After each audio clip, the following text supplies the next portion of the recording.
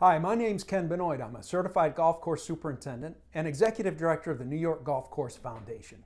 I recently rode my bicycle around the state of New York, covering over 1,000 miles, to raise awareness of the importance for golf facilities to formally adopt best management practices, which are designed to preserve and protect our water resources. Along the way, I spoke with superintendents, university professors, and PGA professionals about the impact BMPs can have at their facility and beyond. We've also discussed specific BMPs that the superintendents have implemented at their facility. This project was made possible by funds awarded to the foundation by the New York State Turfgrass Association through the New York State's Turfgrass Environmental Stewardship Fund. In this video, we're speaking with Dr. Frank Rossi. He's the Associate Professor, School of Integrated Plant Science, Horticulture section at Cornell University. Dr. Rossi will be discussing the importance of BMPs. Hope you enjoy the video, and please don't forget to give us a thumbs up and subscribe. Thank you. So Frank, let's talk about the future of the golf turfgrass industry, particularly as it relates to environmental and water resource concerns. You know, Ken, I remember coming into this academic part of my industry in the early 1990s in Michigan, at Michigan State University, studying and educating people about environmental stewardship because of regulations that were getting passed. And what I found was when there was regulations, it's got everybody's attention. People complained about the regulation. And I think as an industry, we began to realize, particularly some states like Michigan, began to realize that maybe we need to get out ahead of this a little bit because it seems like we're always responding to things.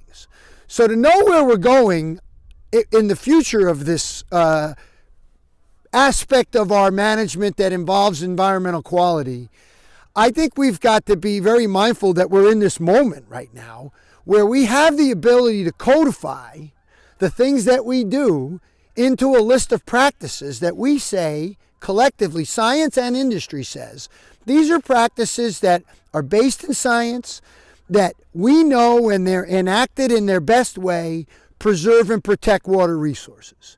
And so we're at a moment now where we have the ability to codify this and create a culture in our operations that this is just the way we're going to do business. Just like we stimp greens in the morning, we're going to be mindful of when we make an application of something, it's only in that spot for a really justified reason, not just because it's the easiest way to do it, but because it's the best way for the environment. So, where are we going? We see where we've come. It started as just regulation driven. Now we're seeing we got to get out ahead of it. The way to do that for each of us is to codify these standards, that we can all adhere to them and be sure that we're protecting the environment. So how can this industry use BMPs to sort of change the narrative in how it's looked at as an environmentally impactful industry? You know, I think the place I'd start is maybe for something simple like a nutrient management plan. There are very few states in the country that have required nutrient management plans. And yet, in talking to superintendents, you know, I will ask, well, how much nitrogen you use? No, between this and that. And many of them know, a lot of them keep records. And also, many of them know the soil types on their property, but not a lot of them keep records. And many of them are aware of particular water bodies that they might avoid and tell the people when they go out, with their employees when they go out to spray, to avoid these areas or watch what you're doing there. So we know all these things, right? But we don't have them necessarily codified. So I think it's important for us as an industry to be transparent. When our community is concerned about nutrient movement into water bodies, as people who apply nutrients to large areas, I believe we have a responsibility to our community to say, we use them, and here's how we use them responsibly, and here are the parameters by which we use them, and here's the document. And if you'd like to read more, here are the references that this information is based on, and I'm happy to chat with you about it anytime. We have to be transparent, and to do that, we have to have confidence in what we're doing. And I think there is a bit of a bridge between an industry that's always just done it because I learned it from another person, or I studied it at a school and this is the way we do it. But that wasn't always through an environmental lens. And I think now we've got to have an environmental lens when we look at these things. And because of that moment that we're having, that's going to make it easier to talk to the public about what we do and have them have a much more favorable view of us as professional land managers. Right. And this moment, as you say, is really driven by cultural shifts, right? And so we see now kids are being brought up to understand environmental issues and the impact that different industries have on the environment. And the golf industry needs to change with those changing cultural shifts. Well, you know, I think it's a very strong point to say we have to change. I think that we face a lot of things like that. You either change or other things happen.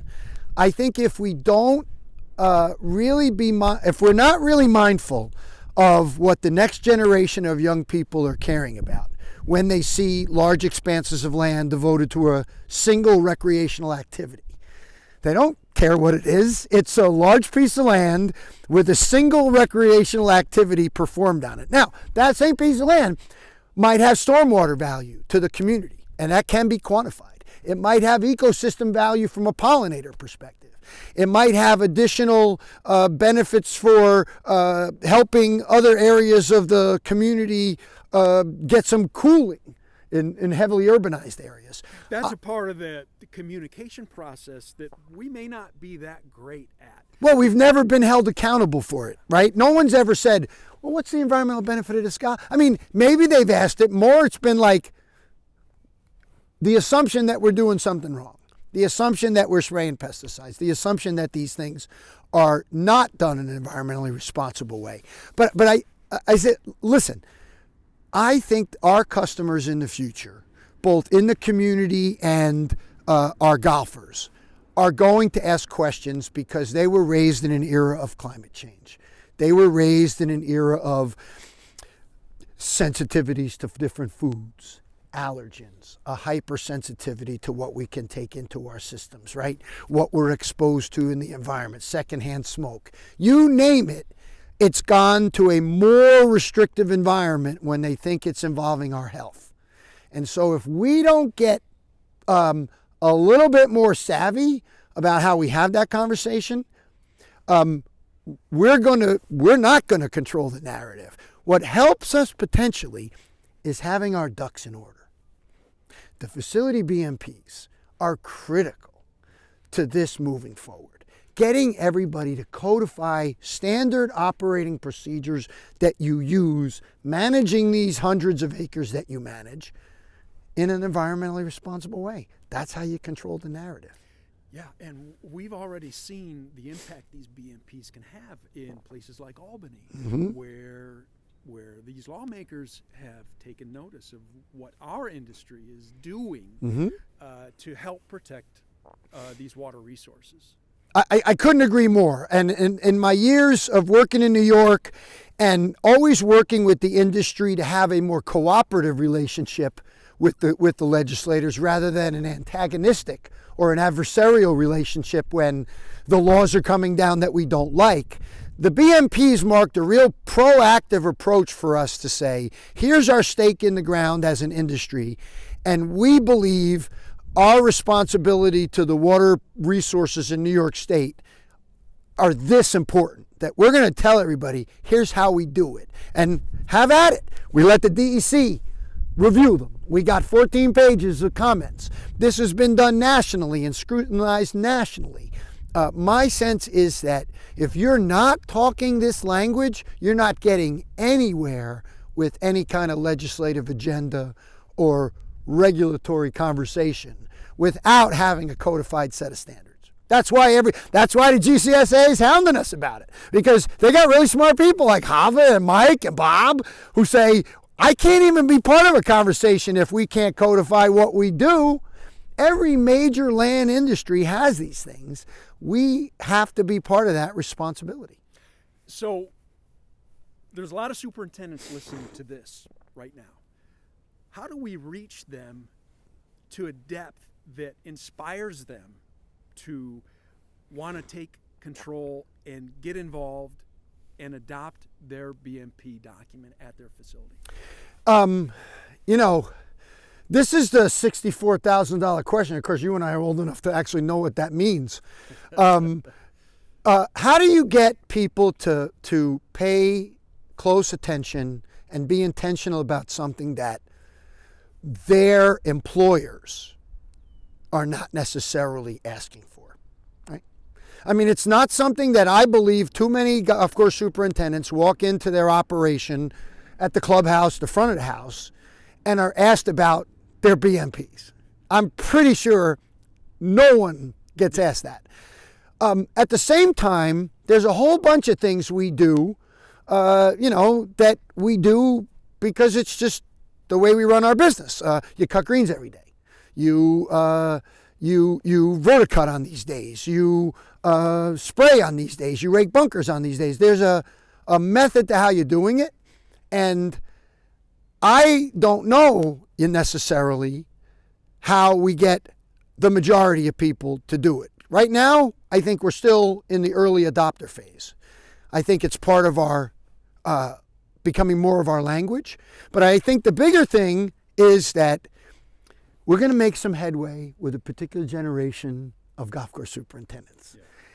As that generation changes from one to the next, which it is in the process of doing right now, that generation will have it in their DNA. That they got exposed to it in college. They went to a conference when they were a junior in college, and they saw that BMPs were being talked about. And they went back into an association meeting, and their regional person was talking about it. So it's on their radar more than it ever was for you and I. So I'm trying to be hopeful for the next generation if I can't necessarily get this generation's attention, which I will say I've failed miserably at. I don't think so. But this younger generation, they've grown up under the teachings of environmentalism. Mm-hmm. They're learning it in kindergarten. Yeah. About the importance of taking care of the environment. Yeah. So that's an advantage, really, for the whole world. Well, I think it is. I think people should have, I think it is important for young people to have a sense of the way the natural world works, right? I always feel like, maybe it's just a curiosity, but I'm just fascinated with how things work. I think a lot of golf course superintendents are like that.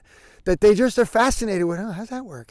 And, you look at what everybody does. It's mechanical, it's chemical, it's biological, it's social. It's got all the components of a vibrant professional career. And I think all we're asking for here is, I believe wholeheartedly, there is a greater sense of responsibility among us who get to tend to the land. And that responsibility now includes making sure you're aware of what are the best practices to keep that environment safe. It's a minimal ask. What are they, right? And it ain't just, I do soil tests. Come on. It ain't, I just use slow release. No, I've targeted where I need my inputs, and I'm really confident I'm only putting it where I need it when I need it. Great.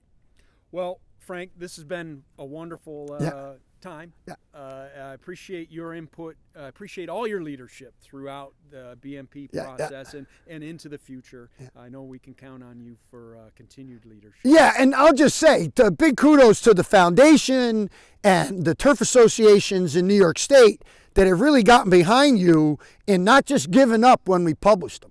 That we've continued to want to promote these things and make them part of the standard work that we do. So big thanks to you, and you're welcome for whatever I was able to provide. Thanks, Frank. All right, good. Yeah. I think that's good. Yeah.